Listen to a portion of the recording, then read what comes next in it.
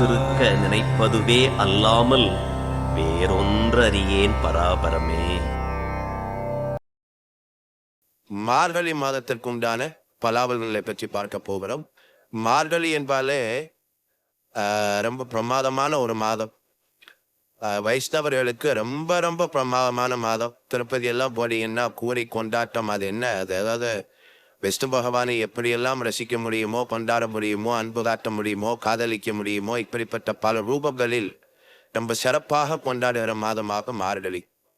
ஆனால் நான் சொன்னார் பகவான் கிருஷ்ணர், மாதங்களில் நான் மார்கழி என்று சொல்லிவிட்டு சென்றார். மார்கழி மாதம் ஒவ்வொரு நாளும் மிக புனிதமான மாதமாக இருக்கிறதுனால நீங்களும் இந்த மார்கழி மாதத்திலே கண்டிப்பாக அந்த கிருஷ்ண பகவானுடைய கண்ணனுடைய அருள் பெற்று மகிழ்ச்சியாக வாழணும் என்று சொல்லிவிட்டு, கிரக நிலைகள் அப்படின்னு பார்த்தீங்கன்னா பகை கிரகங்களோட பார்வை இருந்தாலும் கூட அந்த பகை கிரகங்களோட பார்வையை நன்மையை கொடுக்கக்கூடிய அமைப்பு அப்படிங்கிறதும் இருக்கு.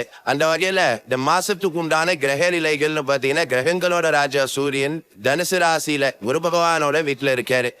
செவ்வாய் கடகராசியில நீசம் அடைஞ்சு வக்கரம் அடைஞ்சு இருக்கார். குரு பகவான் மகர ராசியில இருக்காரு. 15ஆம் தேதி கும்பராசிக்கு போக போறாரு. புதன் விருச்சிக ராசியில இருக்காரு. 17ஆம் தேதி தனுசு ராசிக்கு போக போறாரு. குரு பகவான் ரிஷபத்துல வக்கரம். சனி பகவான் கும்பத்துல ஆட்சி. ராகு மீனத்திலையும் கேது கன்னியிலின்னா இருக்காங்க. இதுதான் இந்த மாசத்தோட கிரக அமைப்புகள் அப்படிங்கிறது. இதுல கடகத்துல இருக்கிற செவ்வாய் கும்பத்துல இருக்கிற சனியை பார்க்கிறார். இது ஒரு பகை கிரகங்களோட பார்வை அப்படிங்கிறது. அதோடு இல்லாம செவ்வாய் மகரத்துல இருக்கிற சுக்கிரனை 15ஆம் தேதி வரைக்கும் பார்க்கிறாரு. அதன் பிறகு கும்பத்துக்கு சுக்கிரன் 15 தேதிக்கு பிறகு போயும் கூட சுக்கிரனை பார்க்கிறாரு. செவ்வாய்க்கு சுக்கிரன்கிற ஒரு பகை கிரகம் இருந்தாலும் கூட சுக்கிரமங்கிற யோகம் அப்படிங்கிற ஒரு அற்புதமான யோகம் ஏற்படுது. அதாவது செவ்வாயோட பார்வை பட்டு சுக்கிர பகவான் மங்கள யோகம் அடைகிறார். அசுர குரு அப்படிங்கிற ஒரு தேவகுரு மாதிரி செயல்பட போறார். மங்கள யோகம் அப்படிங்கிறத அடைஞ்சதால இந்த அமைப்பு உங்களோட ராசிக்கு என்ன பலன் கொடுக்க போகுது அப்படிங்கிறத பாவனம். கடகம் ராசி நேர்களை, இந்த கடகராசி நேர்களை பொறுத்தளவு மார்கழி மாதத்து பார்த்தீங்கன்னா நிறைய வரவுகள் கொண்டாட்டங்கள் கூறி வரக்கூடிய மாதம். சொந்த தொழில் மூலமாக நிறைய சம்பாதிப்பீங்க.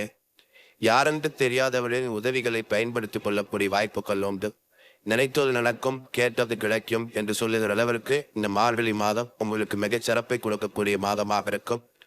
11ஆம் இடத்தில் இருக்கக்கூடிய குரு பகவான் உங்களுக்கு அடுத்த மே மாதம் வரைக்கும் அவர் அங்கதான் இருப்பாருன்னாலும் கூட மிக அற்புதமான லாபம் விலை கொடுப்பார்.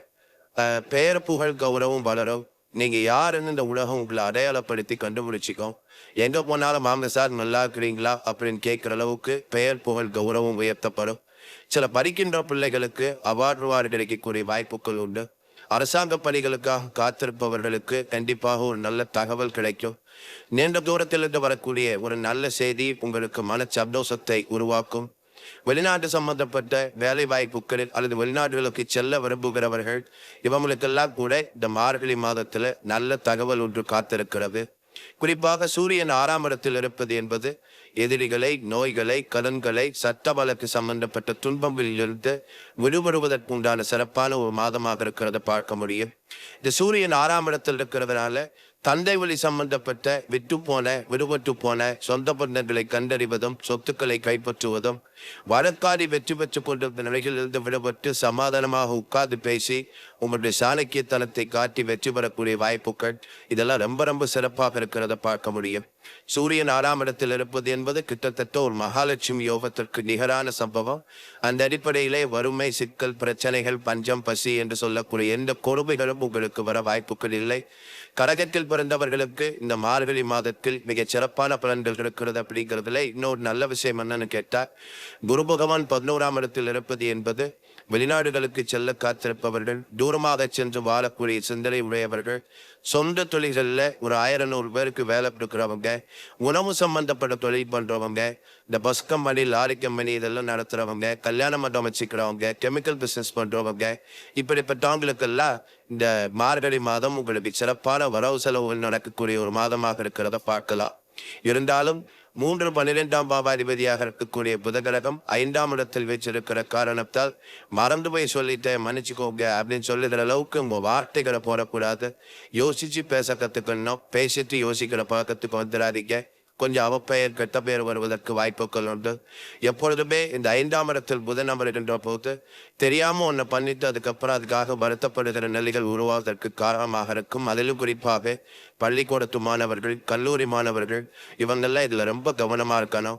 யாரை பற்றியும் குறை பேசுகிறதோ இல்லை டைமை கடைப்பிடிக்காமல் தளர விடுறதோ இப்படிப்பட்டதெல்லாம் விட்டுட்டு ரொம்ப சின்சியராக வேலை பார்க்கணுங்கிறதுல கட்டாயமாக ஈடுபடணும். வயதானவர்கள் இருக்கிற வீடுகளில் பார்த்தீங்கன்னா அவங்க கடகராசிக்காரங்களாக இருந்தால் கொஞ்சம் உடல்நிலை பாதிப்புகள் ஏற்படக்கூடியதாக இருக்கும். அதை குறிப்பாக சுக்கிரன் 7ஆம் இடத்தில் சம்பந்தப்படுவது என்பது பாதகாதிபதி 7ஆம் இடத்தில் இருந்தால் எப்படி பார்த்தாலும் அன்றாட பொழுதுகளில் கொஞ்சம் டென்ஷன் வந்துட்டு போகுது.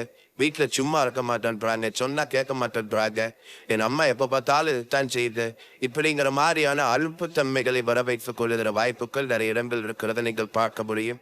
சில இடங்களில் பார்த்தீங்கன்னா காதலர்களுக்குள்ளே சண்டை சச்சரவுகள் வந்துடும். இளம் தம்பதிகளாக இருக்கக்கூடியவர்கள் ஒற்றுமை குறைந்து போகின்ற வாய்ப்புகள் உண்டு. ஒருத்தரை நம்பி ஒருத்தர் மேல ஒருத்தரை நம்பிக்கை வச்சுதான் வாழ்க்கையை கொண்டு போகணும் அப்படிங்கிறத பார்த்துக்கணும்.